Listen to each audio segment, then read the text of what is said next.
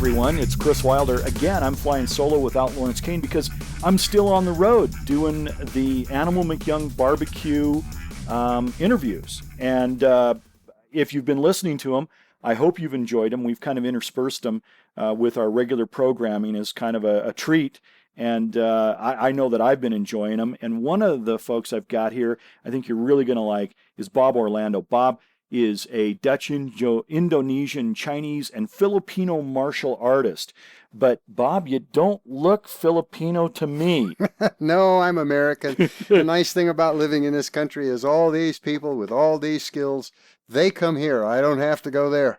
Yeah, well, we were talking about that before the interview, and you know, that's one of the things that you said. It's like, I don't have to go all around the world because they come here. Yes, they immigrate. And so you have so many to choose from. It's not like if I was living in India or Indonesia or China and you only have those people to deal with. Here you can train with Dutch Indonesians, you can train with Chinese, you can train with Japanese, you can learn Iaido, Aikido, whatever you want, all in the same town. Yeah, I've never, you know, when I started in the martial arts. There you go with my cell phone ringer. We'll turn it Were off. you a Marine by chance, Bob? Absolutely. Still am. Once a Marine, always a Marine. Always a Marine, yeah. Unless dishonorably discharged. But we were talking about, you know, the history and time. I have never known in today's world the availability of martial arts. I don't think it's ever been like it has been today with the information age. I agree, totally. I've got people, you know, I tell them, I say, go ahead, go take a look at YouTube and see how they're doing that. And then work it a little bit and come on back if you want, and I'll knock an edge off or two and kind of show you how what our permutation of it is. Good approach. Yeah, because it doesn't seem very appropriate to me to say, no, don't. You know, because you get a chance to see. You get a chance to see the good and the bad and, as Clint would say, the ugly. So tell me about Dutch Indonesian martial arts, because that has to do with some sort of cultural imperialism, no doubt. Yes, there is that cultural imperialism. I think there is advantage and disadvantage. Advantage for me is you have a Eurasian perspective, the Dutch Indonesian.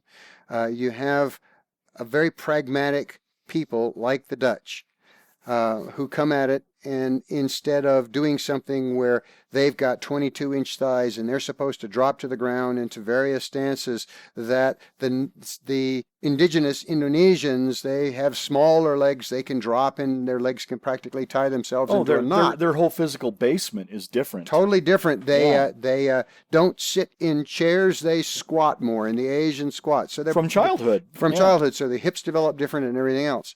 For me, as a Western Caucasian, that is easier for me to learn, pick up, and make my own expression of it than it is to learn, pick up the traditional teaching of an art where your body has to physically be in a particular design to get it.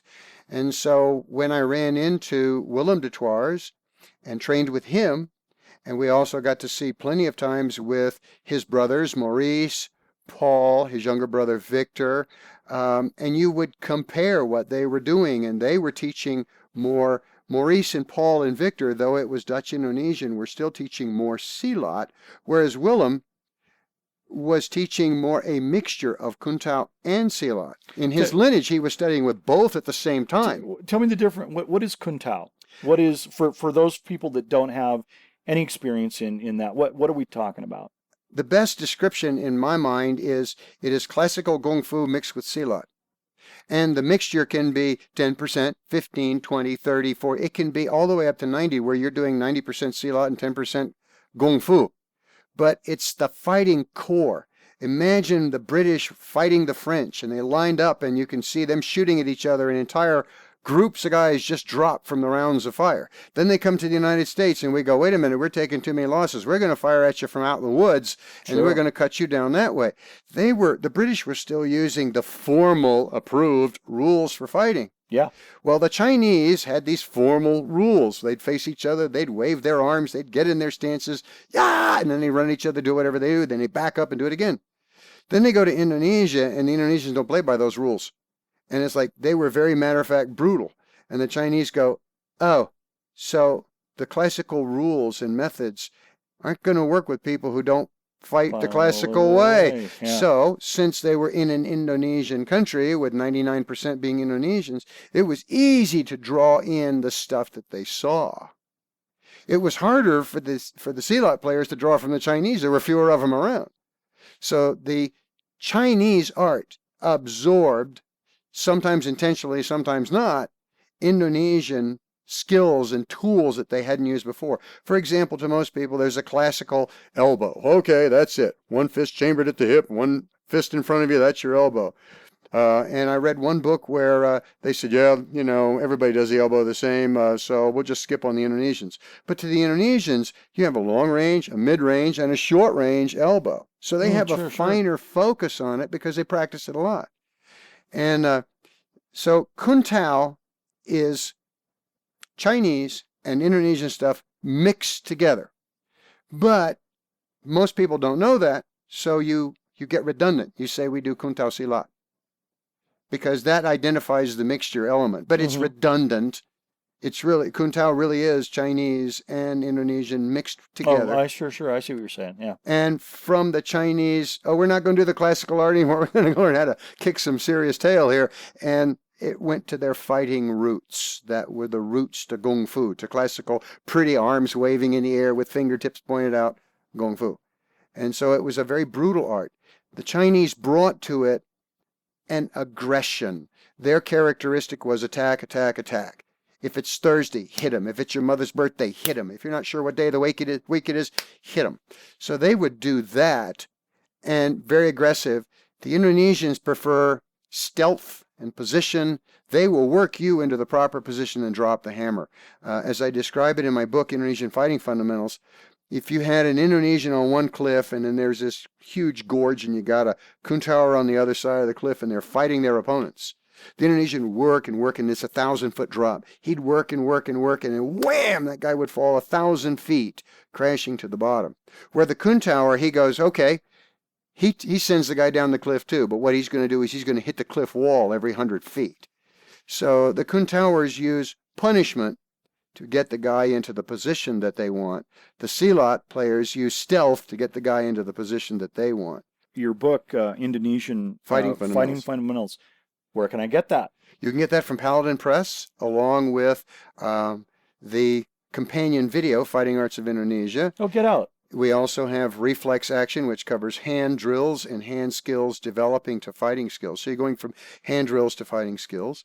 We also have Fighting Footwork, which shows you how to use, if very effective, not taught in too many arts, legwork, where you smash and bash and destroy the other person's ability to wage war from the waist down without needing any special legwork techniques. You just take that footwork and insert it in your own techniques. Sure. And then the last one that we did was the fighting forms of Kuntao-Silat, where we took 2 of our forms and demonstrated the forms, showed all the artistic stuff, and then said, now this is what this move could be doing. It could be doing this, it could be doing this, it could be doing this. Sure. What it does determines what it is. So we've got 2 books and 4 videos from Paladin. So we've got a half a dozen pieces of material. They're all available from Paladin. You can Yes. go to the website. You can order them there. Yes. Or they can order them directly from you. No, I don't deal with that.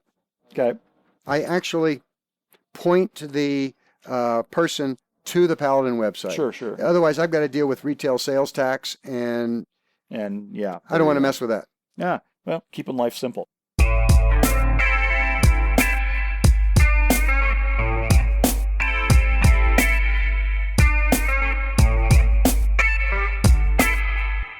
Yes. Hey, speaking of simplicity, I've seen some, I think it's Silat guys, and they've got red and blue and green stripes on the floor. They got diamonds and W's and zigs and zags. I come from an Okinawan background. We don't do that kind of thing. Right. So in the most weakest form of interview, what's up with that, Bob?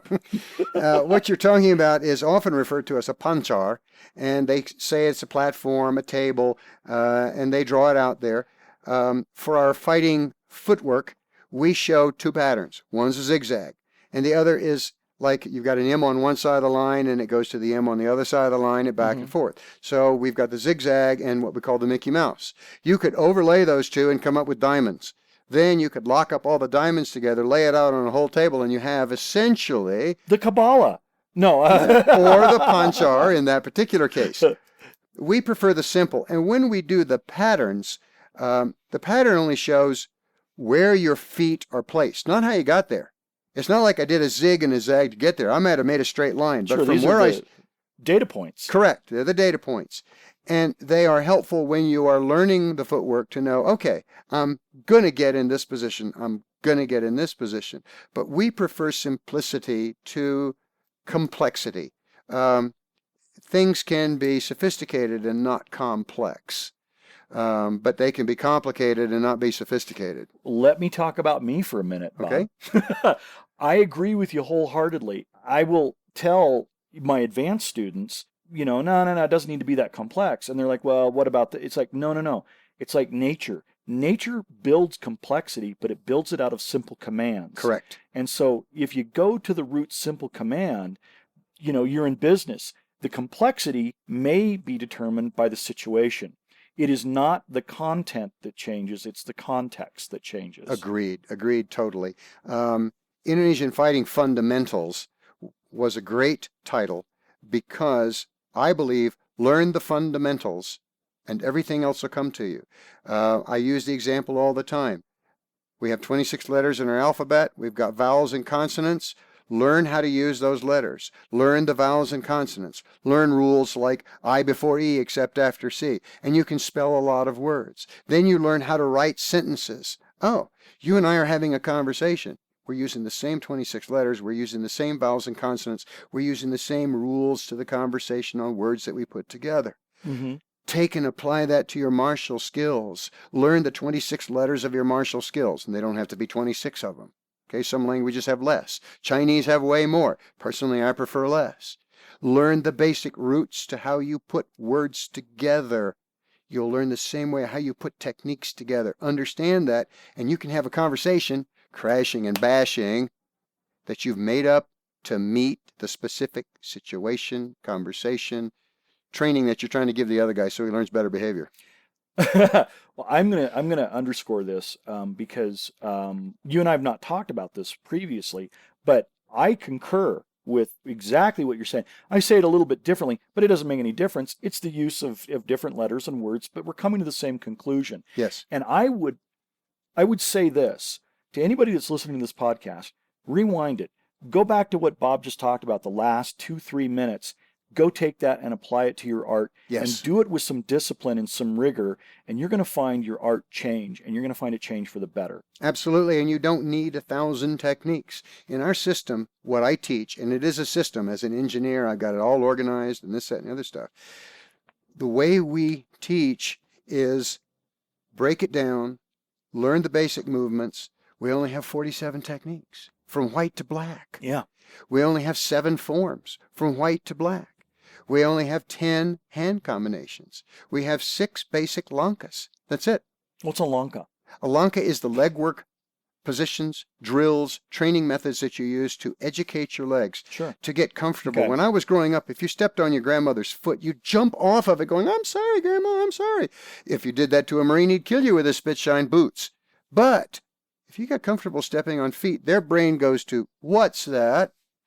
Oh, that's a piece of leg work. If you get a guy, you shake his hand and you bend his wrist, so you got his fingers pointing down, and you've got him in that, great, but he can back up. Step on his foot, now he can't back up. Now you've got a really good wrist lock. Sure.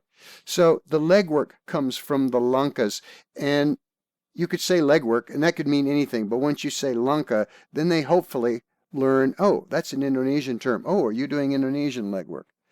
Ours is from a stand-up perspective. 90% of it is stand-up. We don't drop to the floor. Concrete's too hard to do that on. I was doing a workshop in New Jersey, and I showed them a particular technique from one of the either contemporary or traditional systems in Silat, whichever. You talk to different people, and they'll say, oh, that's one, that's the other. And the guy drops to the ground, standing up right in front of the guy. The guy throws a punch. He drops to the ground, wraps onto his legs, rolls him up, ties him into a pretzel. And I said, okay, maybe you want to do that. I don't. But I will do it with you outside. We'll do 100 of them. Not a single person wanted to step outside and practice 100 of them on the concrete. There's a No. big Why difference would you? between dropping on a mat when you've got pads on your knees and everything else than there is dropping on concrete. Well, no disagreement there.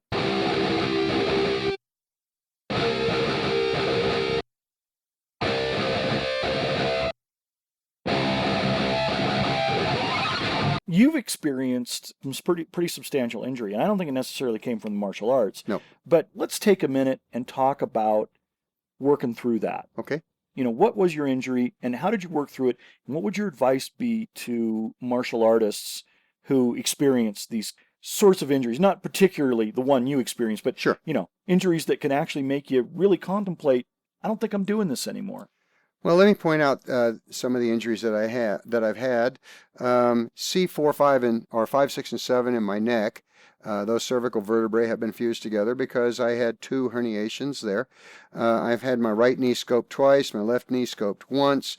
I've had a lumbar laminectomy on L4, 5, and 6 where they didn't fuse but took the discs out, squeezed the gel out, trim out the broken fragments, stitched it up, and put it back. That was much better than having a lumbar fusion. That's an amazing surgery. Oh, it is. It is.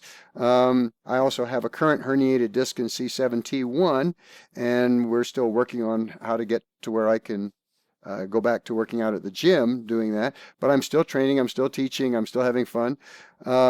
I have degenerative disc disease, scoliosis in the back. I've lost 3 discs in the thoracic area just because they've all degenerated away. If you were a horse.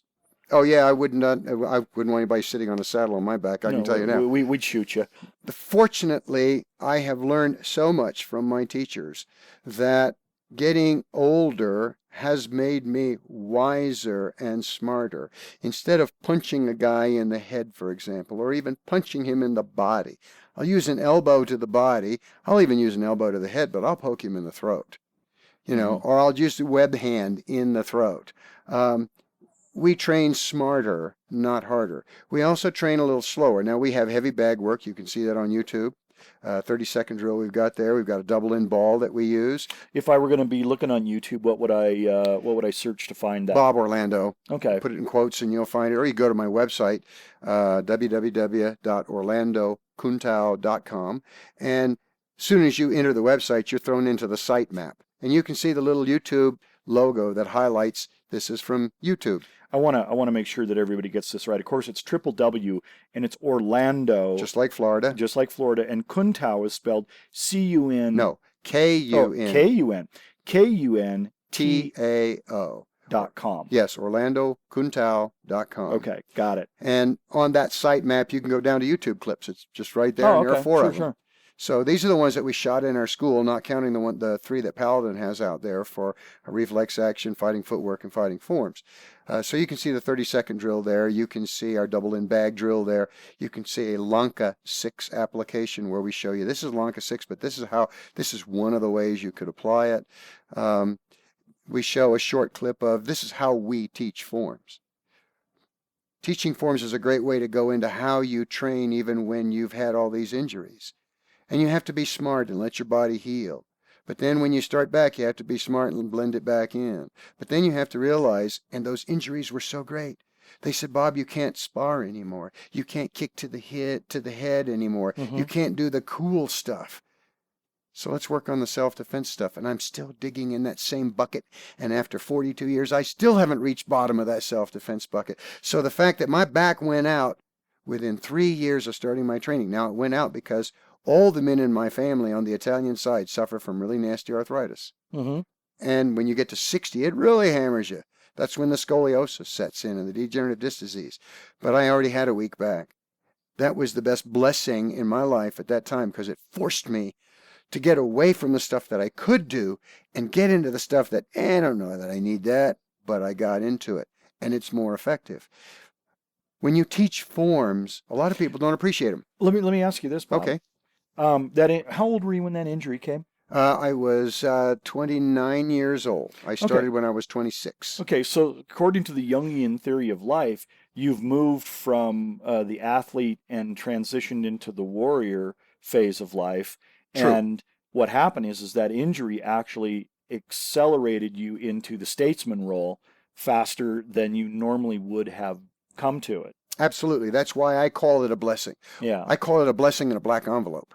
A blessing and a blessing. I'm stealing in that, Bob. I'm stealing that, and I'm not giving you any credit for it. That's fine. I've got an article on my website about training smarter, not harder, and I talk about the blessings in the black envelope. That is an awesome way to put it. That just encapsulates it perfectly. Yes, and it got me into the self-defense side, and so I started looking at anything that would provide that.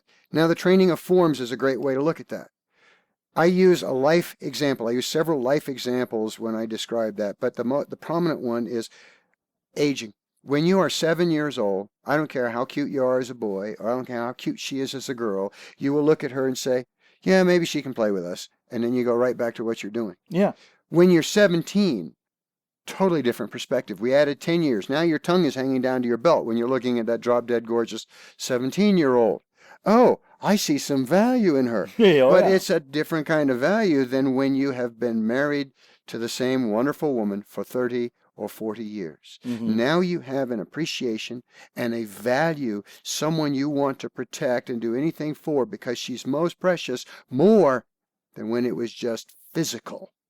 The physical's still there, but there's an emotional, there's an intellectual, then there becomes a spiritual soulmate bond that you couldn't appreciate when you were 20 if it was dumped into your head. Well, and to top it off, it's ineffable. It's virtually impossible to communicate to another person. Absolutely. You have to live it. So, as I've gotten older, I've appreciated more things. I've appreciated seeing the way a Bagua player moves and the technical expertise that he has. You know what, Bob? I got to tell you this.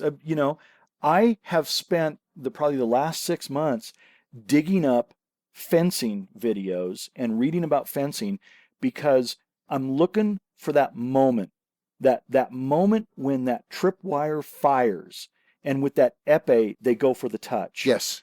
Because it is almost undiscernible. And I am absolutely fascinated by that millisecond of moment. Yes. It just fascinates me to no end. Way cool.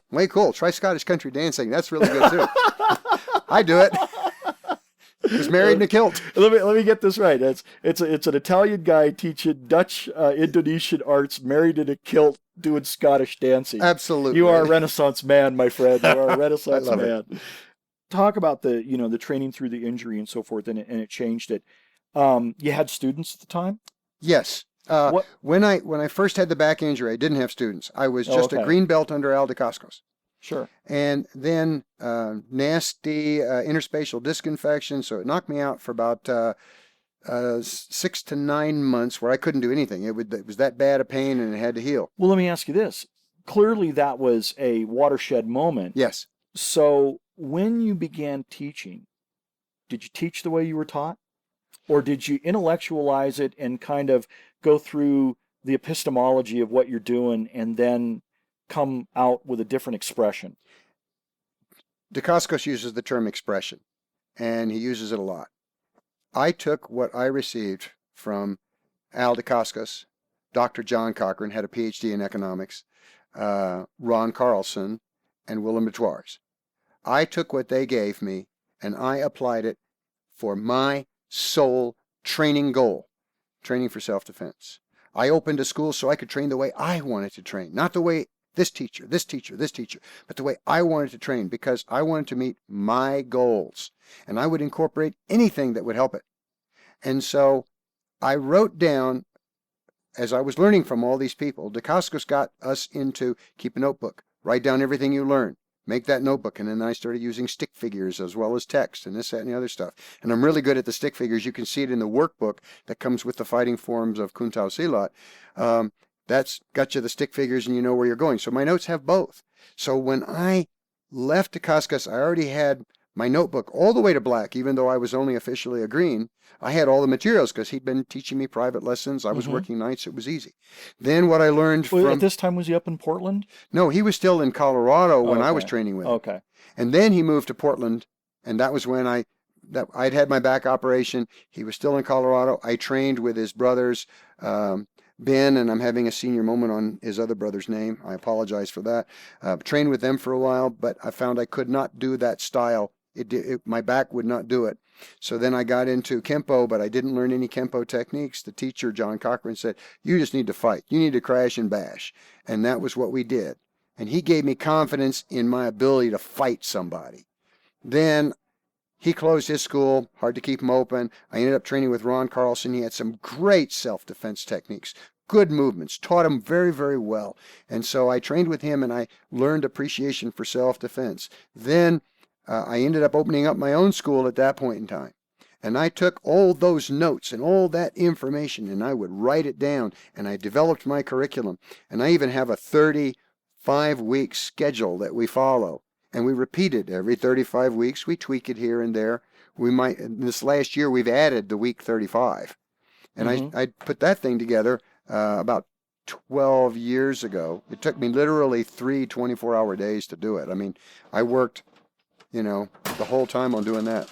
So the fact that I had notes, I had a system. Then I would take what I had, and I had 13 forms from DeCoscos. I had 6 forms from Carlson, and I could say, okay, I like this, I want this. I like this, I want this. And I chose what I wanted.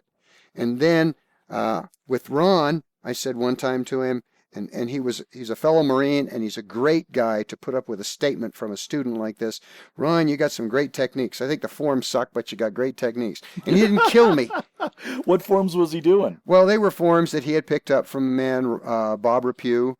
He was the first man I trained with for 6 months. And they were a mixture of karate and Chinese stuff that Rapue made up and put together. Oh, okay. I'm sure. One of them was Chow Kai Win, which Rapue got from someone else. We have no idea who. And it was called Hun Chow at the time. And I kept that one.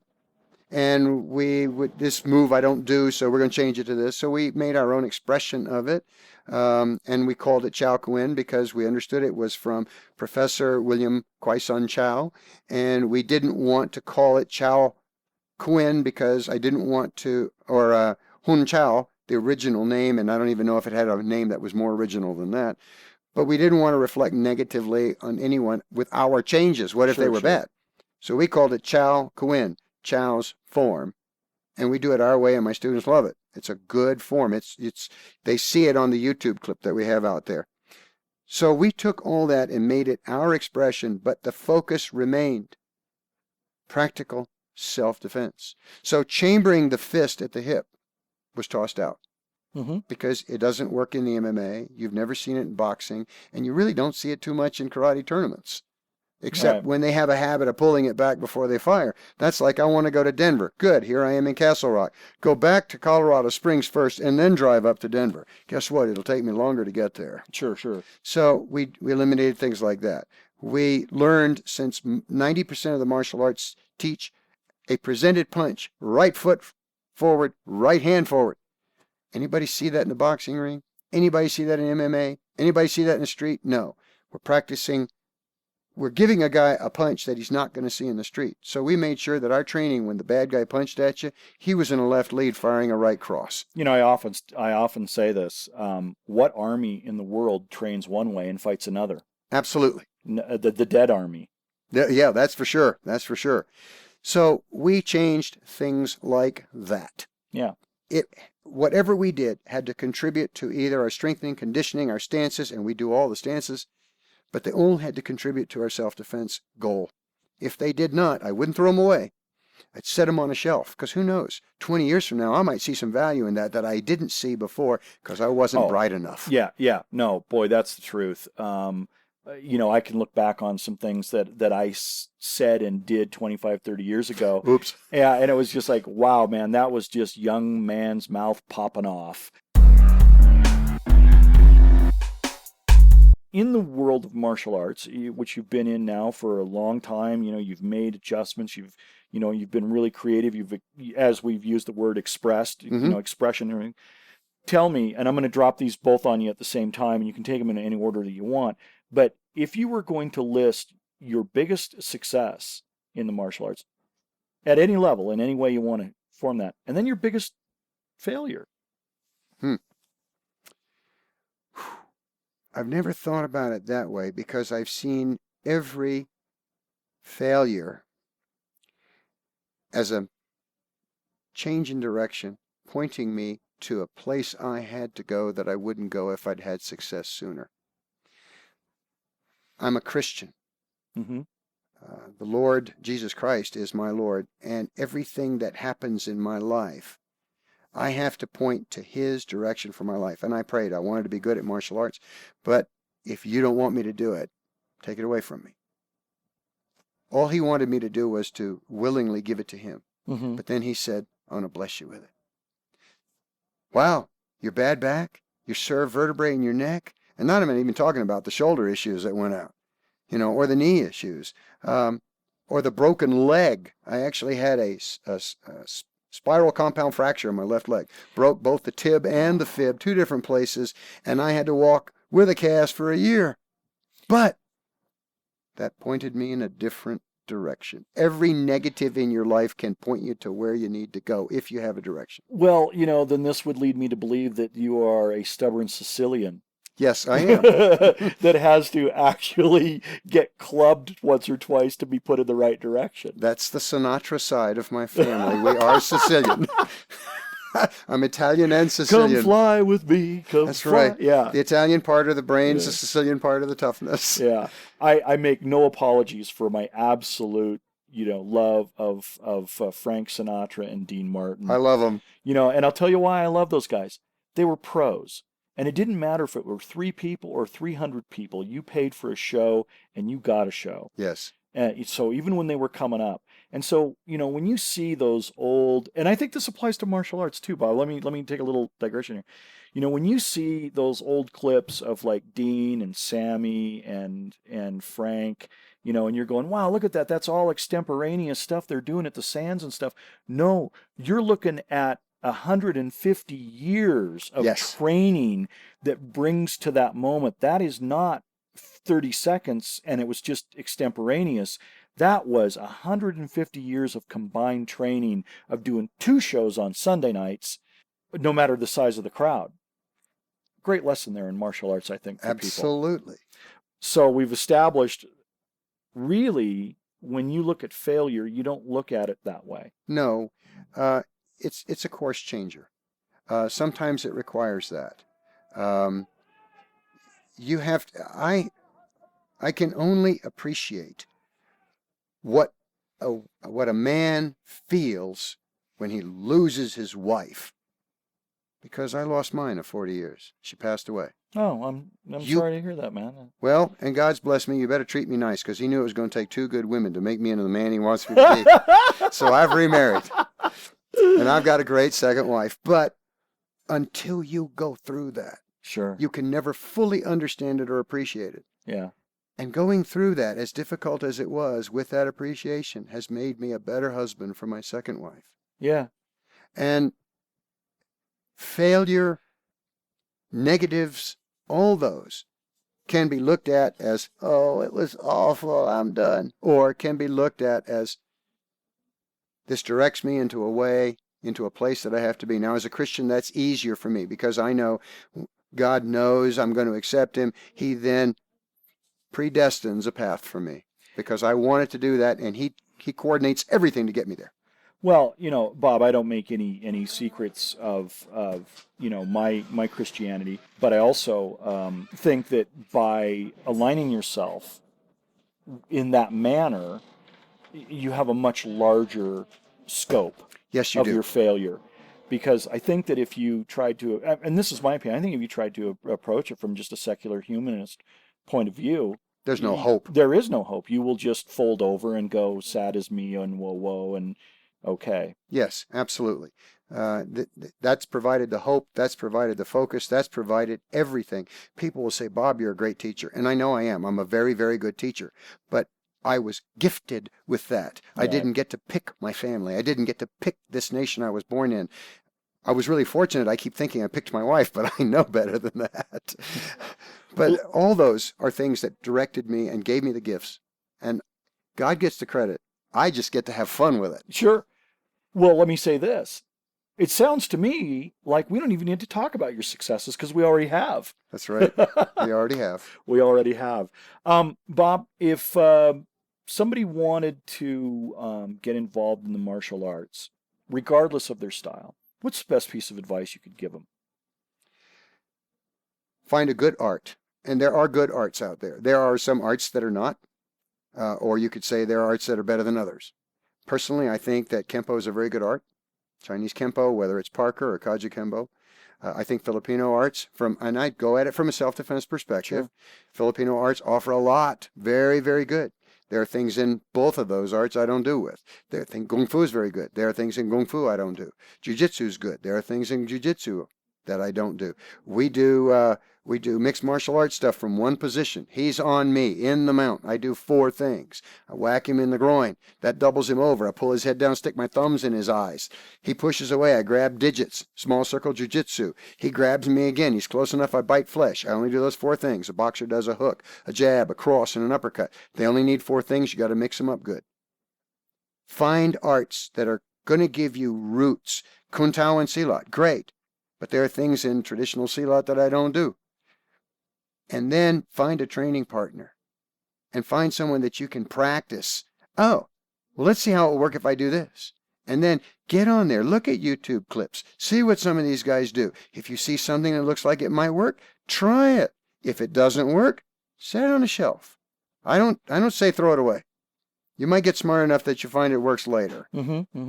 But look, you got to have a place you can train that you're comfortable with, that you're still getting the exercise and you're still learning fundamentals. Then broaden your thinking. Don't think one art has it all. No one art has it all. You're right. No one art has it all. But I would also argue that I think it has to do, a lot of people think that it has to do with physicality. And I think that, that's a large part of it. I mean, you see Clint Overland walking around here. What is he, 270, 6'3", something Man like mountain that? For sure. Yeah, that's for sure. And, I'm at, 230 and I'm 5'8", 5'9". And, I'm 170. Yeah, you're 170. And, the physicality obviously has to play into it because that's why there's weight divisions in sports. It's empirically true that it applies there. But I think also the biggest thing is brain typing. What kind of personality are you? You really have to. You have to take the world less serious, and you have to take your own ego and park it. For example, in our school, we have 3 hanging bags. 2 of them have smiley faces on them.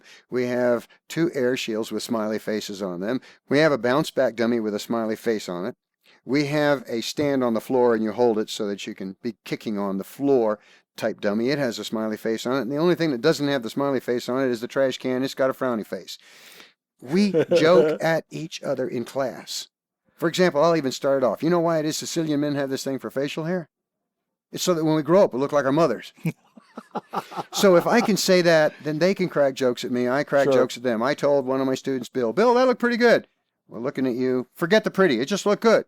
We're cracking jokes all the time. I do it too. And then when somebody says something to me that's really stupid, and they're trying to egg me on, I'll look at them and say, you're funny, dude. And I start laughing, and all of a sudden, they're not, with the gangbangers around them, going to get any respect for picking on this guy because this guy just sort of laughed you off. Yeah. And you're not sure what you got because this guy sort of laughed you off. One of my students, Bill, the same one I mentioned, got a PhD, teaches at a college. He trained with me for 4 months now. After a month and a half, he said, I'm driving down the road. I got a meeting I got to go to. I'm late, and this guy cuts me off. And I am so upset normally. But this time I laughed and said, how silly. That is too funny. He said, but before I started training with you, I'd have been on the border of cursing at him. Oh, yeah. One of my karate instructors, he was coming out of a party and he saw this woman between 2 cars, and she was screaming, and she saw this purse going up and down. So he's like, holy crap. He runs up there, and it's the boyfriend, and he's beating his girlfriend with the purse. And the guy looks at him, he goes, you want some of this, you mother lover, whatever, and everything. And he looked at him and went, what? And he just smiled. And the guy goes, this purse, you want some of it? And he goes, what? That's and right. It totally broke it. Yep. And I was like, wow, man, that was brilliant. And I said, why, man, I would have intervened, man. And he goes, number one, I'm not going to teach this guy a lesson, because if he's doing that in public, He has done it before, Right. and she has let it happen before. She doesn't belong with this guy. They got a dance going on that I can't educate them on. All I can do is intervene and stop that particular instant. And it was like, that is brilliant. You came up with that on the fly. And he goes, no, I thought about it before anything ever happened. With our smiling and our jokes, we are training ourselves mentally to respond. When we hit each other in class, and we do make some really good body thumps. Now, we don't beat on the face. If you get the face to where it can handle it, you'll never get a good-looking woman to ever give you a second look. But we whack each other in the body a lot, and sometimes a student will hit you too hard or think he did and go, I'm sorry. And the first thing we say is, your hand okay? And we'll pet his hand for him. That toughens us mentally. Sure. To laugh at all this stuff means that when somebody's trying to get you verbally, you can laugh him off. So you're telling somebody when they walk into a dojo, dojang, training hall, whatever it might be, look for not only a healthy attitude, but one that's joyful? Yes. Where we laugh in class. Anytime you learn anything and you can joke and laugh while you're learning it, you're going to learn faster than if you're seriously focused, because when you're that focused, your conscious blocks the subconscious from picking up anything. It can do that. Then you're going to have a tougher time learning it than if you're relaxed. When we're doing hand drills and you're talking with your partner, you're burning in the reflexes so much faster because your conscious is busy just chatting over here. The subconscious is saying, this is the movement, this is the movement, this is the movement. Bob, there'd be a million more questions I could ask you. I want to put this out there again. If anybody wants to get a hold of you, the best way to do it, well, can I go ahead? Absolutely. Your email is bob@orlandokuntao.com. And I want to spell this out for everybody. And you can go to www.orlandokuntao.com, and that's Orlando, just like the city, like we said. Florida. And it's Kuntao.com. And you're located in Lakewood, Colorado. That's a suburb of Denver. It's in the west area of Denver. Okay. And I've had a school for 28 years. I've been doing the martial arts for 42 years. And so it's not like I started my school early. I taught for my teachers, for Ron Carlson, for John Cochran. Yeah. I taught classes for them. So you learn how to teach. But joy, fun, and no prideful attitude are the most important psychological things you can pull into your training, because then you'll get smarter. No question. Bob, thanks for doing the podcast. My pleasure. I really appreciate you having you here. It's just been, I think this has been chock full of nuts, as the Mars Candy Company would say. Thanks, my friend. It's been really great having you here. Likewise, it's been fun. And for those of you that are out there that are listening to Martial Secrets, thanks so much for listening. We've got just a great bunch of people like Bob and others that are associated with this Mark Animal McYoung barbecue. And I'm just thrilled that you find value enough to take the time to listen to the podcast. Thanks so much, and be well. Nice work. Hi, this is Kris Wilder from Martial Secrets. Martial Secrets is free, but it's not costless. So tell your friends about Martial Secrets. Your good words are the best endorsement we can have. Also, if you like what you hear, buy one of our books, buy one of our DVDs. We think they're pretty good, and we think you'll find value in them too. As always, we appreciate you listening and your support. You can find us pretty quickly by just going to Amazon.com, typing in Lawrence Kane or Kris Wilder, and you can find all of our books and DVDs there. Thanks for listening, and be well.